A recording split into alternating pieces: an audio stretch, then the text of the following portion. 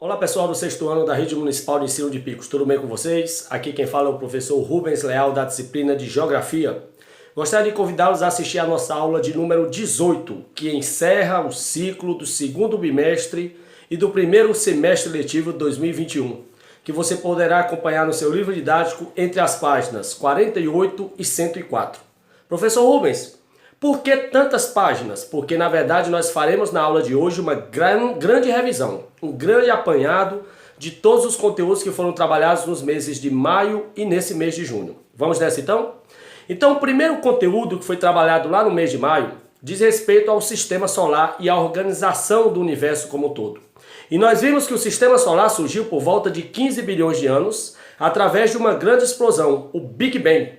E que o planeta Terra faz parte desse sistema que é pautado pela lei do heliocentrismo, ou seja, o Sol é o centro do sistema e a Terra e os demais astros do sistema solar, como Júpiter, Saturno, Urano, Netuno, Vênus, Marte, Mercúrio, todos esses planetas do sistema solar giram em torno da órbita solar. Obviamente, a teoria é heliocêntrica. Hélio, Sol. O Sol é o centro do sistema. Daí ser a grande estrela, a estrela maior, e o sistema ser chamado de sistema solar.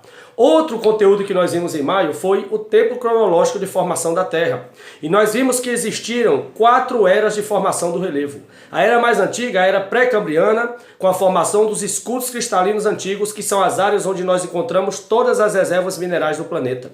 As 2 eras seguintes foram a era paleozoica e mesozoica, com a formação de bacias sedimentares onde nós encontramos as reservas de combustíveis fósseis, como petróleo, carvão mineral e gás natural. E a 4ª e última era de formação do relevo é a era cenozoica, a era mais moderna com a formação dos dobramentos modernos, que são as cadeias montanhosas, como a Cordilheira dos Andes, aqui na América, e a Cordilheira do Himalaia, a maior cordilheira do mundo no continente asiático.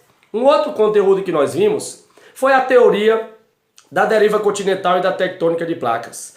A teoria da deriva continental, também conhecida como teoria de Wegener, porque Alfred Wegener foi quem formalizou essa teoria no ano de 1912, onde ele diz que o planeta ele surgiu a partir de uma grande massa chamada de Pangeia, ou seja, era um supercontinente que ao longo do tempo se dividiu em outros 2, Laurásia, a parte norte, e Gondwana, a parte sul, e no decorrer da continuidade do planeta, a Laurásia ao norte e a Gondwana ao sul se dividiram, dando origem à configuração atual dos continentes. Segundo Wegener, o planeta não surgiu como ele é hoje, com os 6 continentes afastados por massas de oceanos e mares, mas era uma só massa, a Pangeia, que se dividiu e deu origem à configuração atual. Já a teoria da tectônica de placas, que reafirma a teoria de Wegener, a teoria da deriva continental, ela afirma que o planeta é dividido em cerca de 10 grandes placas tectônicas que se movimentam lentamente ao longo do tempo.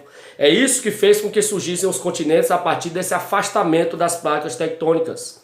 E que nesses locais onde as placas se encontram, são mais suscetíveis às atividades sísmicas, como terremotos e maremotos, e às erupções vulcânicas. Daí se explica, por exemplo, porque algumas áreas do planeta, como Japão, Turquia, Itália, Chile, México, tenham muitas ações de terremotos e maremotos, e outras como o Brasil não. Por quê? Essas áreas desses países são áreas que estão em bordas, em encontros de placas tectônicas, portanto mais suscetíveis. Toda vez que essas placas se movimentam, essas regiões tremem.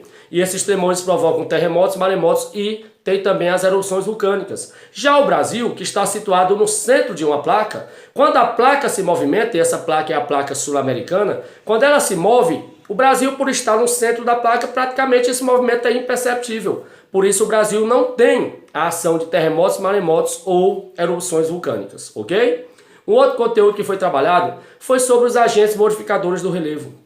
Existem 2 tipos de agentes modificadores do relevo. Os agentes internos ou endógenos, que são os que vêm de dentro para fora da Terra, que eu acabei de citar, no caso os terremotos, os maremotos e as erupções vulcânicas, eles são chamados de agentes estruturais, porque eles mudam a estrutura do relevo. E existem os agentes externos ou exógenos, que são os que ocorrem fora da superfície.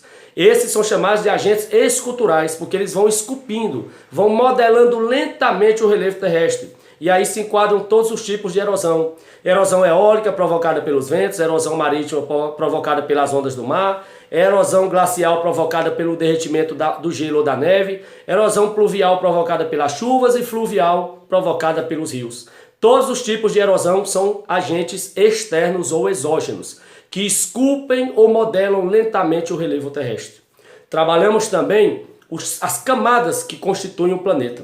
Se nós pudéssemos cortar o planeta ao meio como se corta uma laranja, nós veríamos basicamente 3 camadas. A camada mais externa, a crosta terrestre, que ela é a camada sólida da Terra, inclusive ela é mais estreita, né? Tem uma profundidade em torno de 60 km de profundidade. A partir da litosfera ou crosta terrestre, a segunda camada é o manto, formado por material magmático, né? O magma pastoso.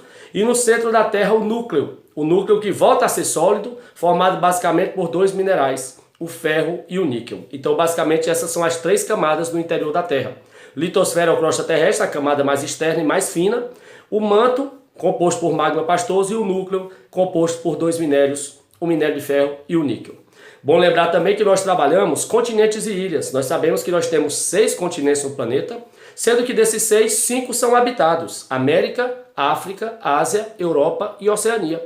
E um é desabitado, que é o Polo Sul ou a região Antártida. E nós temos 4 oceanos que banham essas porções continentais.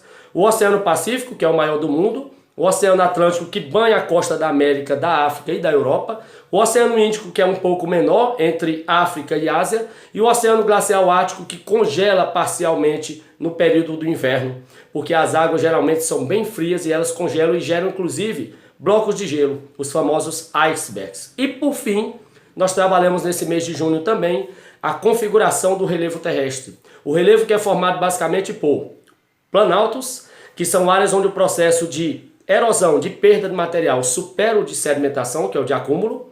Planícies, que por serem mais baixas que os planaltos, geralmente o processo de sedimentação de material, de acúmulo, ele é maior que o de erosão ou de perca.